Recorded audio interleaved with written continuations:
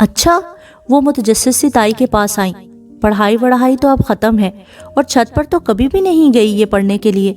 जरूर दाल में कुछ काला है। और उनकी सरगोशियों से बेखबर वो बाहर टेरेस पर निकल आई। आहिस्ता से दरवाजा बंद किया और रेलिंग के साथ नीचे जमीन पर बैठ गई। किताब घुटनों पर रखे वो कितनी देर उसको देखती रही। महरूमियों, नारसाइयों, दुखों के उस कई बरस पुराने कर्ब की अब जैसे इंतहा हो चुकी थी। उससे अब मजीद बर्दाश्त नहीं होता था। गलत हो या सही, वो जिंदगी से अपना हिस्सा जरूर वसूल करेगी। एक ठोस और हतमी फैसला करके महमल इब्राहिम ने सियाह जिल्द वाली किताब पर हाथ रखा। वो बेहद सर्द थी, ठंडी और पुरसुकून। वो जिल्द पलटने ही वाली थी कि टेरेस का दरवाजा एकदम धड़ाम से खुला। उसने घबराकर सर उठाया और एक लम्हे को जमीन आसमान उसकी निगाहों में घूम गया। आगा जान, दोनों चचा, ताई महताब, चची नाइमा, चची फिजा, लड़कियां और मुसरत भी सब एक साथ बाहर आए थे। ये क्या हो रहा है यहाँ? आगा जान गुस्से से गुर्राए थे। महमल, क्या हो रहा है इधर? वो हक्का बक्का मुंह खोलकर उन्हें देखती रह गई। इधर क्या बैठी हो? सामने आओ, ताई महताब चमक कर बोली। और उसकी तो जैसी टांगों में जान ही नहीं रही थी। बमुश्किल उठी और 2 कदम आगे बढ़ी। किताब उसी तरह हाथ में पकड़ी थी और पूरा जिस्म लर्ज रहा था। वो, आगा जान, मैं पूछ रहा हूँ, इतनी रात को यहाँ क्या कर रही हो? मम्मा, मैं पढ़ रही थी। लफ्ज लबों पर ही दम तोड़ गए। उसकी टांगें कांपने लगी। क्या पढ़ रही थी? इधर दिखाओ। आगा जान के लहजे की सख्ती कम ना हुई थी। उन्होंने किताब लेने को हाथ बढ़ाया तो वो बुदक कर पीछे हटी। कुछ नहीं, कुछ नहीं। उसने किताब पीछे करना चाही और फिर उसने देखा आगा जान के पीछे खड़ी मुसरत की आंखों में आंसू थे और ताई फातिहाना मुस्कुराई थी। अरे हम भी तो देखें, भरी रात में किताबों में छुपाकर कौन सी खतो कताबत हो रही है? मैं तो पहले ही कहती थी ये लड़की कोई चांद जरूर चढ़ाएगी। उसके इर्द गिर्द जैसे धमाके हो रहे थे। नहीं ताई, नहीं। वो फटी फटी निगाहों से देखती नफी में सर हिला रही थी। मैंने कुछ नहीं किया, मैं तो पढ़। आगा जान ने जोर से उसके हाथ से किताब छीनी। पढ़ रही थी तो दिखाती क्यों नहीं हो? एक गुस्सीली निगाह उस पर डालकर उन्होंने किताब अपने सामने की। मैं भी कहूँ, क्यों रातों को छत पर आ जाती है? किसके साथ मुंह काला करती है जो इतनी लंबी जुबान हो रही है? अरे मैं भी कहूँ, कोई तो है इसके पीछे। आगा साहिब, इसे कहिए जिस मरदूत को चिट्ठियां डालने ये यहाँ आती है वो अभी आए और इसे 2 बोल पढ़वा कर अभी ले जाए। खानदान भर में बदनाम करेगी हमें क्या? और उसे लगा आज वाकयातन वो हार गई है। आगा जान सफ़े पलट रहे थे। हर पलटते सफ़े के साथ उसका दिल डूब रहा था। उसने सर झुकाकर आंखें सख्ती से मींच ली। आज वो उसे यकीनन कत्ल कर डालेंगे। वो सिफली अमलियात में पड़ गई। कभी माफी नहीं बख्शेंगे। शर्म नहीं आती तुम्हें घटिया औरत?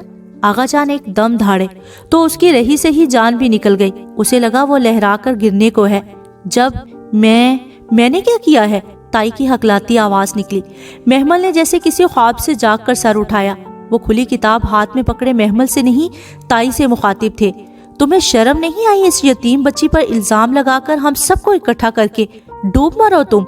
ऐसे अल्फाज कहने से पहले वो अब छत पर पढ़ भी नहीं सकती। महमल ने पलके जोर से चिपकाई। ये आगा जान क्या कह रहे थे? मगर आगा साहिब, वो इस किताब में डूब मरो तुम बेदीन औरत। वो कुरान पढ़ रही थी। तुम कुरान की हुर्मत का तो पास रख लेती। उन्होंने स्याह किताब बंद की, उसे चूमा, आंखों से लगाया और महमल की तरफ बढ़ा दिया। बेटा नीचे पढ़ लेती तो सब परेशान नहीं होते। ये लो। वो उसे किताब थमाकर एक कटीली निगाह उस औरत पर डालकर वापस हो लिए। ना तो अब चोरों की तरह पड़ेगी तो बंदा शक तो करेगा ही, वरना मेरा क्या दिमाग खराब है जो ऐसा कहती? ताई शर्मिंदा सी पलटी। आगा जान कभी कभार उन्हें यूं ही सबके बीच में झिड़क दिया करते थे, खसूसन जब वो अपने रिश्तेदारों पर बेदरेक पैसे लुटाया करती थी। और नहीं तो क्या, सब नादम पलटे थे। वो उसी तरह साकित सी किताब हाथ में लिए खड़ी थी। टेरेस खाली हो चुका था, सब जा चुके थे, पुरसुकून और सुरखरू मुसरत भी। और वो उसी तरह पत्थर का बुत बने वहां खड़ी थी। इस किताब का हर सफ़ा तुम्हारे गुजरे दिन की रुदात है। ये किताब कभी पुरानी नहीं होगी। तुम सबको अपनी मुट्ठी में करके दुनिया पर राज करोगी। उस स्याह फाम लड़की का एक एक फिक्रा तमांचे की तरह उसके मुंह पर बरस रहा था। तड़ाक तड़ाक तड़ाक। उसे लगा वो कभी अपनी जगह से हिल नहीं सकेगी। यूं ही सदियों इस अंधेरे टेरेस पर खड़ी रहेगी। धोखा, मजाक, फरेब, तमस्खुर, कुरान की बेहुरमती। उस स्याह फाम लड़की ने क्या नहीं किया था? इतना बड़ा मजाक उस स्याह फाम लड़की ने एक परेशान हाल लड़की को सब्ज बाग दिखाकर उसकी ही मुकद्दस किताब थमा दी। ये क्या हुआ था उसके साथ? उसके हाथ अभी तक लरस रहे थे। निहायत बेयकीनी के साथ उसने स्याह जिल्द वाली किताब को चेहरे के सामने किया। स्याह जिल्द साफ थी, बेदाग, बेलफ्ज। उसने दरमियान में से किताब खोली। ऊपर अरबी की इबारतें थी और नीचे अंग्रेजी में। सबसे ऊपर लिखा था अल कहफ, द केव। उसने चंद सफ़े आगे खोले, अल अनकबूत, द स्पाइडर। उसने शुरू से देखा, अल मायदा, द टेबल स्प्रेड। महमल ने किताब बंद कर दी। आगा जान ने ठीक कहा था, वो कुरान था, उनकी मजहबी किताब, मुकद्दस किताब। और उस फरंगा ने कैसे कैसे किस्से घड़ दिए थे उसके साथ। जलील औरत। वो शौक से बाहर निकली तो उसे गुस्सा आ गया था।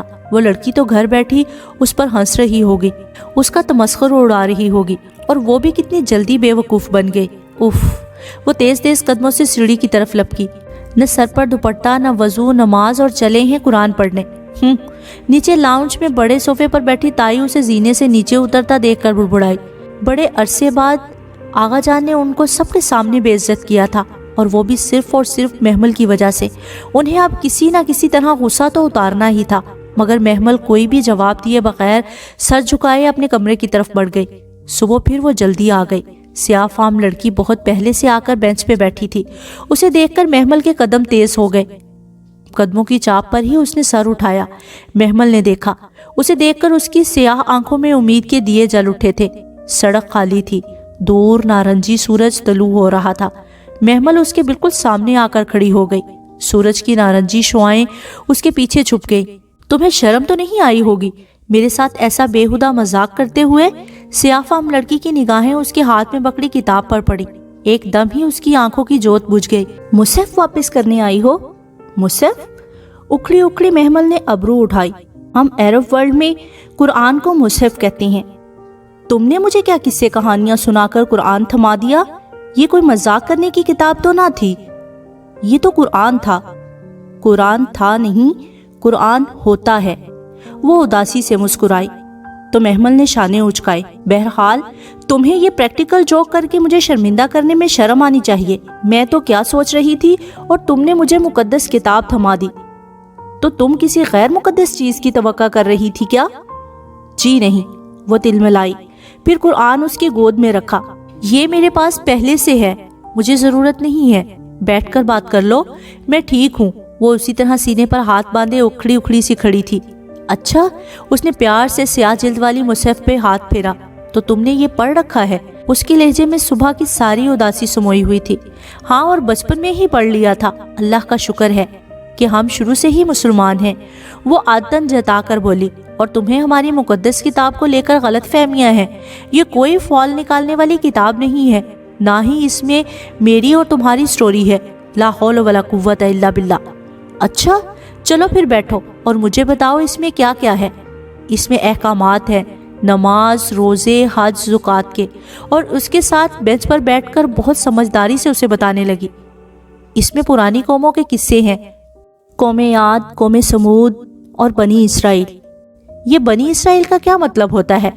मतलब? वो हल्का सा गड़बड़ाई। बनी इसराइल का मतलब हुआ इसराइल के बेटे। वो बता रही थी या पूछ रही थी, खुद भी ना समझ सकी। इसराइल का मतलब अब्दुल्ला होता है। एल अल्लाह को कहते हैं। ये याकूब का नाम है। हाँ, हजरत याकूब का किस्सा, हजरत यूसुफ का किस्सा सब पढ़ रखा है मैंने, सब पता है मुझे। यूसुफ और जुलेखा का किस्सा तो कोर्स में पढ़ाया गया है हमें। यूसुफ और किस वाला? स्याह फाम लड़की की आंखों में हैरत उभरी। यूसुफ और जुलेखा वाला किस्सा। अजीज़े मिस्र की बीवी का नाम जुलेखा था, क्या नहीं था? वो कंफ्यूज हो गई। कोई दलील है तुम्हारे पास? कोई हुज्जत? दलील, हुज्जत? वो टुकर टुकर उसका चेहरा देखने लगी। हमारे कोर्स की गाइड बुक में लिखा था। कोर्स की गाइड बुक इंसान की बात है और इंसानों की बात में दलील नहीं होती। दलील बस कुरान और हदीस की बयान की जाती है, क्योंकि दोनों नाज़िले खुदावंदी होते हैं। कुरान और हदीस में और इसराइलियात में कहीं भी नहीं बताया गया कि उस औरत का नाम जुलेखा था। उसका लहजा नरम था। मिस्र की उस औरत से एक जुर्म सरजद हुआ था, मगर अल्लाह ने उसका पर्दा रख लिया था। उसका फेल तो बताया पर नाम नहीं। पर जिस चीज पर अल्लाह पर्दा रखे वो खुल नहीं सकता। مگر ہم نے یوسف و زلیخا کے قصے ہر مسجد و منبر پر جا کر سنائے۔ ہم کیسے لوگ ہیں تو کیا اس کا نام زلیخا نہیں تھا؟ وہ ساری خفگی بھلا کر حیرت سے پوچھ رہی تھی۔ اس کا نام ایک راز ہے اور اللہ وہ راز نہیں کھولنا چاہتا، سو یہ ہمیشہ راز ہی رہے گا۔ اچھا، اس نے شانے اچکائے۔ پہلی بار اسے اپنی کم علمی کا احساس ہوا تھا، مگر یہ ماننا اس کی انا کی شکست تھی، سو لاپرواہی سے ادھر ادھر دیکھتے بولی، بہرحال مجھے افسوس ہے کہ قرآن کو لے کر تمہارا کانسیپٹ غلط ہے۔ یہ کتاب وہ نہیں جیسا تم سمجھتی ہو، اور اگر یہ وہ نہ ہوئے جیسا تم اسے سمجھتی ہو تو میں صحیح ہوں، مجھے سب پتا ہے۔ تمہیں جو کوئی اس نور کی طرف بلائے گا تم اسے ایسا کہو گی، مگر تم نے یہ تو نہیں بتایا کہ یہ قرآن ہے، تم نے تو کچھ اور قصے سنائے تھے، آخر کیوں؟ اگر میں تمہیں تبلیغ کرتی تو تم مجھ سے اکتا کر دور بھاگ جاتی۔ اب بھی تو یہی ہوگا، وہ جتا کر بولی تو سیاہ فام لڑکی نے مسکرا کر سر جھٹکا۔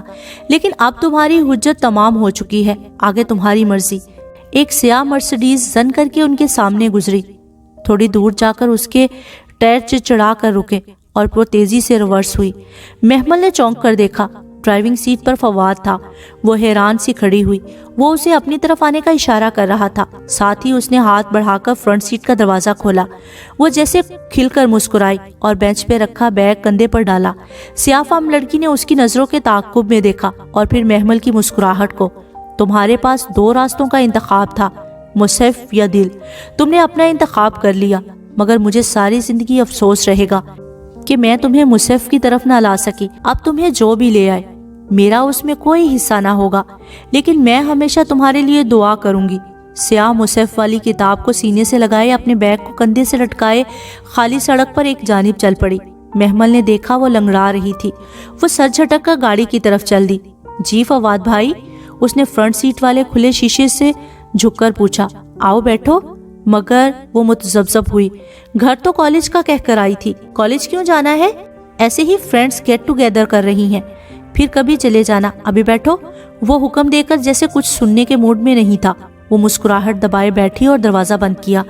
ونڈ سکرین کے اس پار سیاہ فام لڑکی لنگڑا کر جاتی ہوئی دور ہوتی جا رہی تھی۔ محمل کو نہیں پتا تھا کہ وہ اسے اس اداس صبح میں آخری بار دیکھ رہی ہے۔ اس کا نام کیا تھا، وہ کدھر سے آئی تھی، وہ کچھ نہیں جانتی تھی، مگر اس لمحے اسے جاتے دیکھ کر اسے احساس ہوا کہ وہ بس سٹاپ پر بس کے لیے نہیں آتی تھی، اور شاید اس کے بس پکڑ لینے کے بعد یوں ہی چلی جاتی تھی۔ ہم کہاں جا رہے ہیں فواد بھائی؟ فواد نے گاڑی آگے بڑھائی تو وہ پوچھ بیٹھی۔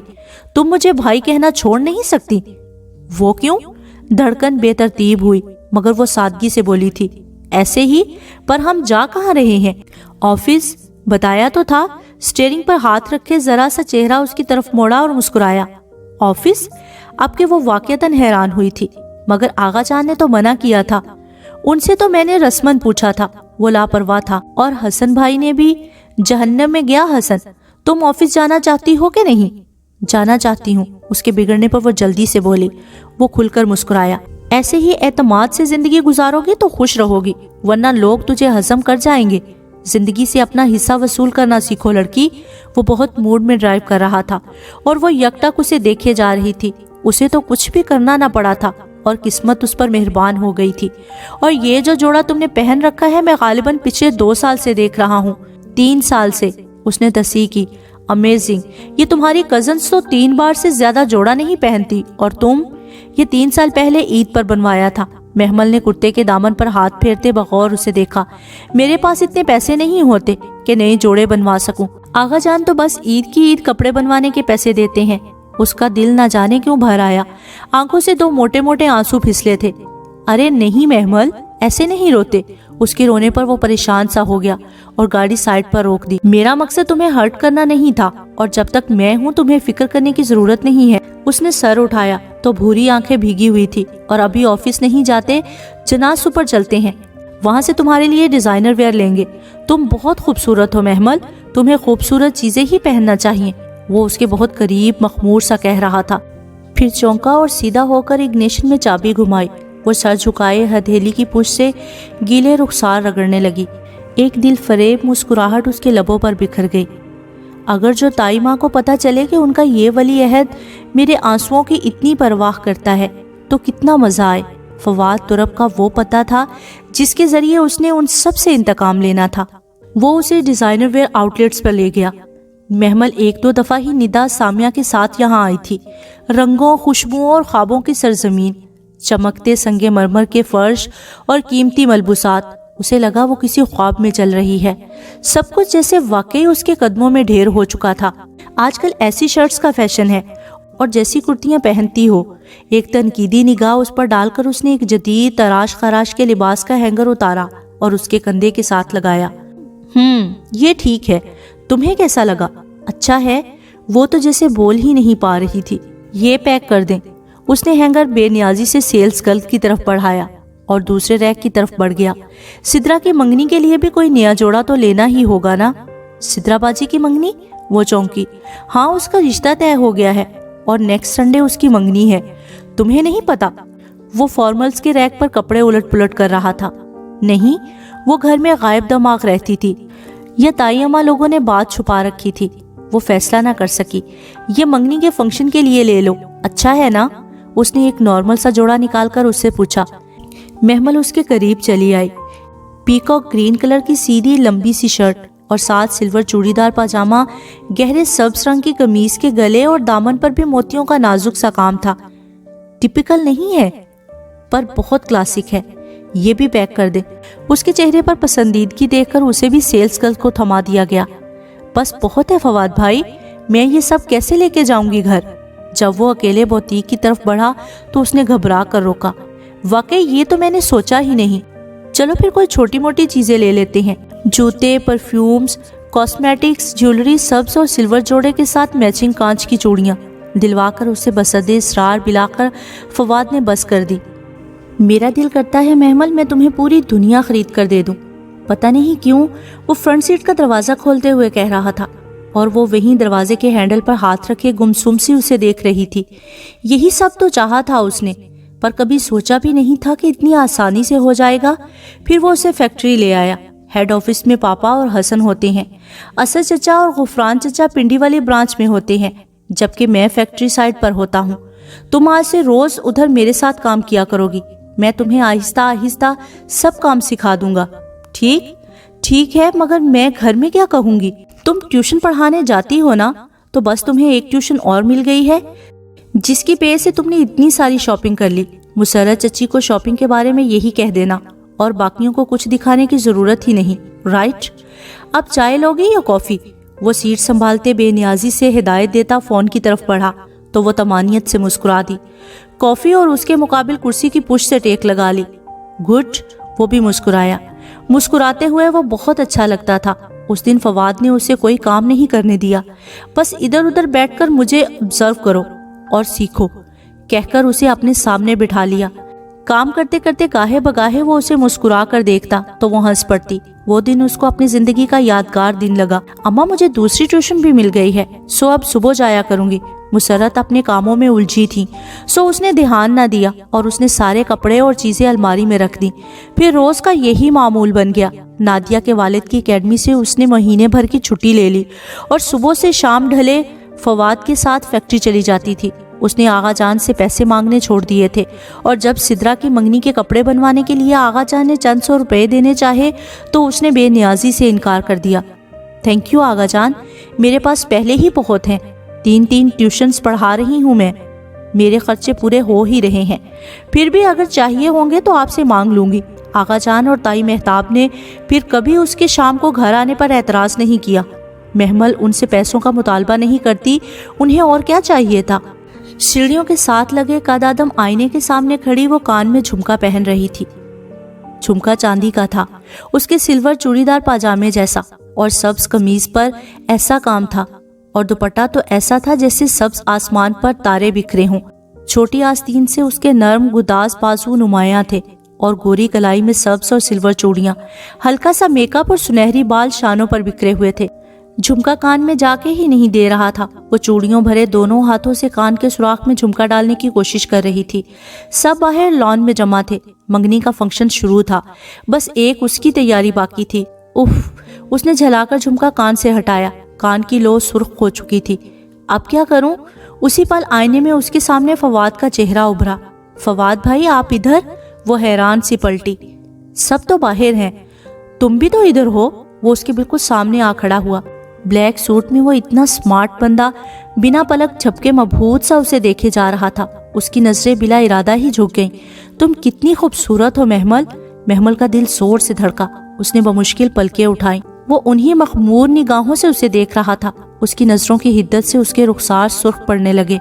وہ جھمکا پہنا نہیں جا رہا۔ وہ گھبرا کر ادھر ادھر دیکھ کر بولی، ادھر دکھاؤ۔ فواد نے اس کے ہاتھ سے جھمکا لیا، ذرا سا جھکا، ایک ہاتھ سے اس کا کان پکڑا اور دوسرے سے جھمکا ڈال دیا۔ لو، اتنی سی بات تھی اور تم نے پورا کان سرخ کر ڈالا۔ اس نے نرم لہجے میں کہتے ہوئے اس کے بھورے بالوں کو چھوا اور پیچھے ہٹ گیا۔ وہ بھی سنبھل کر جھمکے کا سہارا لگانے لگی۔ ایک دم ہی فواد کچھ کہے بنا باہر چلا گیا اور وہ پچھلے لمحے کے فسوں میں کھوئی ہوئی تھی۔ چونک کر پلٹی اور وہ دروازہ بند کر کے جا چکا تھا۔ یہ کیا؟ وہ الجھ کر آئینے کی طرف پلٹی تو ٹھٹک گئی۔ حسن سیڑھیوں کے اوپر کھڑا تیکھی نظروں سے اسے دیکھ رہا تھا۔ وہ گڑبڑا کر جلدی سے بالوں میں برش پھیر کر جانے لگی، مگر حسن سیڑھیاں تیز تیز پھلانگتا پیچھے آیا۔ اگر آج کے بعد میں نے تجھے فواد کے 10 فٹ کے قریب بھی دیکھا تو ٹانگیں توڑ کر گھر بٹھا دوں گا، سمجھی؟ غصے سے اس کی کلائی پکڑ کر اس نے اتنی زور سے جھٹکا دیا کہ اس کی چیخ نکل گئی۔ حسن بھائی، آئی سمجھ کے نہیں؟ اس نے دوبارہ جھٹکا دے کر اس کی کلائی چھوڑی اور ایک غصیلی نگاہ ڈال کر لمبے لمبے ڈگ بھرتا باہر چلا گیا۔ وہ ساکت سی اپنی جگہ پر کھڑی رہ گئی۔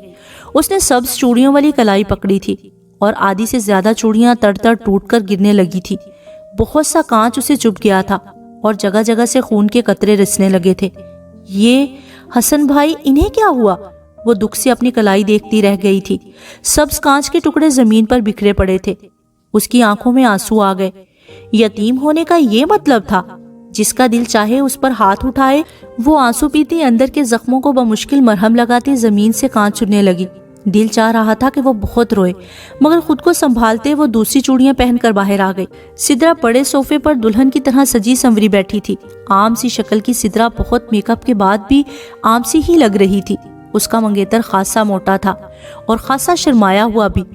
اس میں کچھ ایسا نہیں تھا کہ کوئی متاثر ہوتا، اور ندا سامیہ مسکرا کر جلائے ہوئے تبصرے بھی کر رہی تھی۔ سننے میں آیا تھا کہ وہ مہتاب کی کسی سیکنڈ کزن کا بیٹا تھا، یہی اسلام آباد میں ایک اچھی پوسٹ پر کام کر رہا تھا۔ جانے کب رشتہ آیا اور ہاں ہوئی۔ اسے اور مسرت کو تو غیروں کی طرح خبر دی گئی۔ لان میں کمکموں اور روشنیوں کی بہار تھی۔ وہ جس وقت باہر آئی اس وقت رسم ہو رہی تھی اور سمندریں ایک دوسرے کو مٹھائی کھلا رہی تھی۔ سب ہنس بول رہے تھے۔ وہ خاموشی سے گھاس پر چلتی ہوئی ایک کرسی پر آ بیٹھی۔ اس کا دل اداس اور آنکھیں غمگین تھی۔ فواد بھی وہیں سٹیج پر کسی بات پر ہنستا ہوا اپنے بہنوئی کو مٹھائی کھلا رہا تھا۔ محمل نے ارد گرد متلاشی نگاہوں سے دیکھا۔ سٹیج کے سامنے گھاس پر ساڑی میں ملبوس فضا اپنی کسی جاننے والی خاتون سے حسن کا تعارف کروا رہی تھی۔ حسن کا بازو تھامے بہت فخر سے وہ حسن کے بارے میں بتا رہی تھی اور وہ مسکراتے ہوئے اس عورت سے بات کر رہا تھا۔ اس نے بھی بلیک ڈنر سوٹ پہن رکھا تھا اور بلا شبہ وہ بھی بہت گڈ لکنگ تھا۔ محمل نے اسے دیکھا۔ اس پل اسے حسن سے بڑا منافق اور دوگلا بندہ کوئی نہ لگا۔ حسن نے اس کی نازک کلائی کو ہی نہیں، اس کے دل کو بھی زخمی کیا تھا، سارے فنکشن کا مزہ خراب کر دیا تھا۔ وہ اتنی بد دل اور غمزدہ ہو کے بیٹھی تھی کہ اسے پتہ ہی نہیں چلا کب وسیم اس کے پاس آ کھڑا ہو گیا۔ آج کتنوں کو گرانے کا ارادہ ہے سرکار؟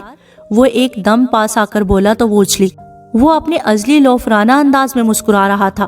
بڑے لشکارے ہیں چھوٹی کزن، خیریت؟ وہ معنی خیز مسکرایا تو وہ گھبرا اٹھی اور لڑکیوں کے گروپ کی طرف بڑھ گئی، ساتھ ہی بار بار پیچھے مڑ کر دیکھتی۔ وسیم ادھر ادھر گھومتے مسلسل اسے اپنی نگاہوں کے حصار میں لیے ہوئے تھا۔ وہ بچتی بچاتی لوگوں میں ہی گھری رہی۔ وہ سب کزنز بہت خوش اور ایک ساتھ مکمل نظر آ رہے تھے، صرف وہ ایک فالتو کردار تھی۔ حالانکہ کتنی ہی عورتوں نے پوچھا تھا، یہ سبز اور سلور سوٹ والی لڑکی کون ہے؟ وہ تھی ہی اتنی منفرد اور دلکش، اور ہر شے سے بے خبر وہ سارا وقت افسردہ ہی رہی۔ سدرا کے منگنی پر جتنے شوگل اور مزے کا اس نے سوچا تھا، اس سے بڑھ کر بدمزہ ہوئی تھی۔ فواد اسے آفس میں چھوٹے موٹے کام دینے لگا، زیادہ تر سپرویژن کا کام دیتا۔ یہ ڈرافٹ بنانا ہے، اپنی نگرانی میں فنانس کے ذاکر صاحب سے بنوا لاؤ، اسے چیک پر سائن کروانا ہے، مفتی صاحب سے کروا لاؤ، اور یہ سارے کام بہت اعتماد طلب ہوتے ہیں۔ اسے اچھا لگتا تھا کہ وہ اس پر بھروسہ کرتا ہے، اس کا خیال کرتا ہے۔ وہ ایک ساتھ ہی لنچ کرتے تھے، باقی وقت وہ آفس میں کام کرتا اور محمل اپنے کیبن میں بیٹھی دوسروں کا بغور مشاہدہ کرتی۔ کبھی کبھی اسے احساس ہوتا کہ اتنے دن گزر جانے کے بعد نہ تو وہ کام کو ٹھیک سے سمجھ پائی اور نہ ہی فواد کے زیادہ قریب آ پائی۔ وہ ہمیشہ اس کی پسند کی چیزیں منگواتا، اس سے اس کے مشاغل اور سٹڈی کے بارے میں ہلکی پھلکی گپ شپ بھی کرتا، مگر اس شام آئینے کے سامنے جھمکا پہنانے جیسی بے خودی اور جرأت دوبارہ نہیں کی تھی۔ اس روز صبح فواد کے ساتھ آفس نہیں گئی تھی۔ دوپہر میں سٹاپ پر آنا، میں پک کر لوں گا، آج مجھے تم سے کچھ بات کرنی ہے، وہ صبح دھیرے سے کہہ گیا تھا، اور اب وہ مسرور دوپہر کا انتظار کرتی اوپر ٹیرس پر بیٹھی چائے پی رہی تھی۔ جانے فواد کو کیا بات کرنی تھی، اتنا کیا خاص کام تھا؟ وہ ٹانگ پہ ٹانگ رکھے چائے کے سپ لیتی سوچ رہی تھی، نگاہیں یوں ہی ساتھ والوں کے لان میں بھٹک رہی تھی۔ وہاں گھاس پر سفید چادر بچھی ہوئی تھی اور ان پر سفید شلوار قمیض اور سفید ٹوپی پہنے مدرسے کے بچے ہل ہل کر قرآن پاک پڑھ رہے تھے۔ درمیان میں ایک چھوٹی سی میز پڑی تھی جس پر ایک بڑا قرآن پاک اور کچھ سپارے پڑے ہوئے تھے، ساتھ ہی اگر بتیاں جل رہی تھی۔ وہ بلا ارادہ ہی بڑے بند قرآن کو دیکھے گئی۔ ذہن کے نہاں خانوں سے وہ چہرہ نکل کر اس کے سامنے آ گیا، سیاہ فام لڑکی کا چہرہ، سیاہ آنکھیں اور موٹے موٹے سیاہ ہونٹ۔ وہ مصحف کو سینے سے لگائے لنگڑاتے ہوئے سڑک پر دور جا رہی تھی۔ کبھی کبھی اسے لگتا جاتے ہوئے اس کی آنکھوں میں آنسو آئے تھے۔ وہ کیوں رو رہی تھی اسے سمجھ نہیں آئی تھی۔ اسی طرح بچے ہل ہل کر سپارے پڑھ رہے تھے۔ اس نے دیکھا کہ کونے پر بیٹھے ہوئے ایک بچے نے صفحہ پلٹتے ہوئے ادھر ادھر دیکھا اور 2-3 صفحے ایک ساتھ پلٹ دیے اور پھر بلند آواز میں لہک لہک کر پڑھنے لگا۔ نہ چاہتے ہوئے بھی محمل ہنس دی۔ وہ چھوٹا سا بچہ اپنی دانست میں آس پاس کے لوگوں کو دھوکہ دے رہا تھا یا پھر رب کو، وہ جان نہیں پائی۔ بچے آہستہ آہستہ اٹھ کر سپارے رکھنے لگے، یہاں تک کہ سارے سپاروں کا واپس ڈھیر میز پر لگ گیا۔ تو قاری صاحب نے پاس کھڑے ملازم کو بلایا، قرآن خوانی ہو چکی ہے، بریگیڈیئر صاحب کو بلا دیں، آ کر دعا میں شرکت کر لیں۔ ملازم سر ہلا کر اندر چلا گیا۔ وہ فواد کو بھول کر دلچسپی اور تجسس سے ریلنگ پر جھکی ساری کارروائی دیکھنے لگی۔ سر کہہ رہے ہیں کہ وہ بزی ہیں، دعا میں شرکت نہیں کر سکتے، مگر آپ کا شکریہ کہ آپ نے قرآن پڑھا دیا۔ سر کہہ رہے ہیں کہ انہیں سکون نہیں ہے، باقی سب ٹھیک ہے، بس یہی دعا کروا دیں کہ انہیں سکون مل جائے۔ قاری صاحب نے گہری سانس لی اور دعا کے لیے ہاتھ اٹھا لیے۔ وہ جیسے شوق سی سارا منظر دیکھ رہی تھی۔ دل میں نامعلوم سا افسوس سا اتر آیا تھا، ایک عجیب سا احساس ندامت، عجیب سی بے قلی۔ وہ اس احساس کو کوئی نام تو نہ دے پائی، پر کپ اٹھا کر نیچے آ گئی اور پھر دوپہر کو وہ اس واقعے کو بھول بھال چکی تھی۔ سٹاپ پر ٹائم پر فواد کی مرسڈیز آتی دکھائی دی تو وہ خوش اور پرشوق بینچ سے اٹھی۔ کیسی ہو؟ وہ دروازہ کھول کر اندر بیٹھی تو وہ مسکرا کر جیسے بےتاب سا پوچھ رہا تھا۔ ٹھیک ہوں فواد بھائی، آپ کیسی ہیں؟ وہ سادگی سے کہہ کر بیگ کندھے سے اتار کر پیچھے رکھنے لگی۔ اپنے انداز سے اس نے کبھی ظاہر نہیں کیا تھا کہ وہ فواد کے جذبات تک رسائی حاصل کر چکی ہے۔ وہ خود کو ہمیشہ اس کے احسانوں کے بوجھ تلے ممنون ظاہر کرتی۔ آج کا دن بہت اسپیشل ہے محمل، وہ کار سڑک پر ڈال کر بہت جوش سے بتا رہا تھا۔ آج مجھے تم سے بہت کچھ کہنا ہے۔ جی کہیے۔ ابھی نہیں، ابھی سرپرائز نہیں کھول سکتا۔ اچھا ایسا کیا ہے فواد بھائی؟ تم خود دیکھ لینا۔ خیر ابھی تو ہم شاپنگ پر جا رہے ہیں، تمہارے لیے کچھ بہت اسپیشل لینا ہے۔ کپڑے؟ مگر ابھی تو کوئی فنکشن قریب نہیں ہے نا، آج کچھ خاص۔ اچھا کون کون ہوگا ادھر؟ میں اور تم۔ اس نے مبہوم سا مسکرا کر اس کی آنکھوں میں دیکھا۔ آفس میں؟ وہ کچھ سمجھ رہی تھی مگر انجان بنی رہی۔ میریٹ میں آج ہم ساتھ ڈنر کریں گے۔ میریٹ؟ لمحے بھر کو تو وہ سانس لینا بھول گئی تھی۔ میریٹ میں ڈنر تو کیا، اس نے تو کبھی میریٹ کے اندر سے شکل بھی نہیں دیکھی تھی، لیکن پھر ڈنر کا لفظ اسے ذرا پریشان کر گیا۔ میں اتنی رات کو کیا کہہ کر باہر رکوں گی فواد بھائی؟ نہیں ہم جلدی آ جائیں گے اور آج رات میں خود تمہیں گھر لے کر جاؤں گا، مگر تمہارے جواب کے بعد۔ جواب؟ کس چیز کا جواب؟ کچھ پوچھنا ہے تم سے۔ اس کا دل زور سے دھڑکا۔ کیا وہ جو سمجھ رہی تھی صحیح تھا؟ مگر کیا؟ یہ تو وہیں بتاؤں گا۔ آؤ کچھ کپڑے لیتے ہیں تمہارے۔ وہ کار پارک کر کے سیٹ بیلٹ ہٹا رہا تھا۔ مگر یہ ٹھیک تو ہے، اس نے معمولی سا احتجاج کیا۔ آج تمہیں اسپیشل تیار ہونا پڑے گا۔ اس کے انداز میں نرم سی دھونس تھی۔ وہ ہنس کر اچھا کہتے نیچے اتری۔ وہ اسے ایک خاص مہنگے بوتیک میں لے گیا۔ کپڑوں سے زیادہ کپڑوں کی قیمتیں خواص اڑا رہی تھی۔ وہ خود ہی آگے بڑھ کر کپڑوں کو الٹ پلٹ کر دیکھنے لگا، پھر رک کر پوچھا، تمہیں ساڑیاں پسند ہیں محمل؟ ساڑیاں؟ وہ حیران ہوئی۔ جی مگر وہ بہت فارمل ہے۔ کوئی اگر مگر نہیں، یہ ساڑی دیکھو کیسی ہے۔ اس نے ایک سیاہ ساڑی آگے کی۔ سیاہ شفون کی ساڑی پر سلور مکیش بکھری تھی۔ یہ اتنی خوبصورت جھلملاتی ساڑی تھی کہ نظریں خیرہ کرتی تھی۔ اچھی ہے مگر بہت قیمتی، تم سے زیادہ قیمتی نہیں ہے، یہ پیک کر دیں۔ پھر میچنگ جوتے اور ایک نازک سلور نگوں والا آرٹیفیشل سیٹ لیتے خاصا وقت لگ گیا۔ دوپہر ڈھلنے لگی تھی جب وہ ایک جیولری شاپ میں داخل ہوئے۔ Gold and diamond jewellery shop میں محمل کا دل زور سے دھڑکا تھا۔ کیا فواد اس کے لیے کچھ اتنا قیمتی لینے جا رہا تھا؟ کیا وہ اس کے لیے اتنی خاص تھی؟ ڈائمنڈ رنگز دکھائیے، وہ کرسی کھینچ کر ٹانگ پہ ٹانگ رکھے بیٹھا قدرے تحکم اور رعب سے بولا تو محمل تو سانس لینا بھول گئی۔ خدا اس طرح چھپڑ پھاڑ کر بھی مہربان ہوتا ہے، اسے آج پتا چلا تھا۔ معمر بارش سونار صاحب نے کچھ سیاہ کیس آگے کیے اور جیسے جیسے وہ سیاہ کیس کھولے جا رہا تھا، جگر جگر کرتی ہیرے کی انگوٹھیوں سے اس کی آنکھیں چندھیا رہی تھی۔ سر، سولیٹائر میں دکھاؤں کچھ؟ ہاں بالکل۔ وہ تو بالکل چپ بیٹھی تھی، سمجھ میں نہیں آ رہا تھا کہ ری ایکٹ کس طرح کرے۔ فواد کو کوئی رنگ پسند نہیں آ رہی تھی، وہ اسے رائے بھی نہیں لے رہا تھا، بس دڑا دڑ انگوٹھیاں رد کرتا جا رہا تھا۔ یوں کرو تم پہلے تیار ہو جاؤ، رنگ بعد میں لے لیں گے۔ شاپ سے نکلتے ہوئے اس نے گھڑی دیکھی۔ میری 6 سے 7 ایک میٹنگ ہے، بہت ضروری ہے، مس نہیں کر سکتا۔ 6 سے 7 تمہیں میرے ساتھ آفس میں بیٹھنا پڑے گا اور پھر 7 بجے ہم اکٹھے میریٹ کے لیے نکلیں گے، سو تم ابھی تیار ہو جاؤ۔ کدھر؟ وہ واقعی حیران ہوئی تھی۔ پارلر میں، اور کدھر؟ میں نے تمہارے لیے اپوائنٹمنٹ لے لی تھی، تم صرف اندر جانا اور وہ تمہیں تیار کر دیں گی۔ وہ اسے قریبی پارلر لے آیا تھا اور پھر ویسے ہی ہوا جیسے اس نے کہا تھا۔ محض 1 گھنٹے کے بعد جب اس نے پارلر کے قدم آئینے میں خود کو دیکھا تو اسے خود پر رشک آیا۔ سیاہ مکیش والی دلکش ساڑی میں اس کا دراز قد سیاہ اور سلور پینسل ہیل کے باعث اور نمایاں ہو گیا تھا۔ لمبی سراہی سی گردن اونچے جوڑے کے باعث بے حد دلکش لگ رہی تھی۔ جوڑے سے کچھ لٹیں گھنگریالی کر کے اس کی گردن اور چہرے پر جھول رہی تھی۔ لائٹ لپسٹک کے ساتھ بلیک اسموکی آئیز اور بلیک بلاؤز کی چھوٹی بازو سے جھلکتے اس کے بے حد گورے سنہرے بازو۔ ذرا سی محنت سے وہ اتنی خوبصورت لگ رہی تھی کہ خود کو دیکھ دیکھ کر اس کا دل نہیں بھر رہا تھا۔ وہ باہر آئی تو وہ جو اس کے انتظار میں گاڑی سے ٹیک لگائے کھڑا تھا ایک دم سیدھا ہوا اور پھر مبہوت سا دیکھتا رہ گیا۔ وہ ساڑی کا پلو انگلی پر لپیٹے احتیاط سے پارلر کی باہر کی سیڑھیاں اتر رہی تھی۔ اتنی حسین ہو تم محمل، مجھے اتنے برس پتہ ہی نہیں چلا۔ وہ جیسے متاسف ہوا تھا۔ وہ بے اختیار مسکرا دی۔ تھینک یو، چلیں؟ اس نے آسمان کو دیکھا جہاں شام ڈھلنے کو تھی۔ ہاں، میری میٹنگ شروع ہونے میں زیادہ وقت نہیں ہے، چلو۔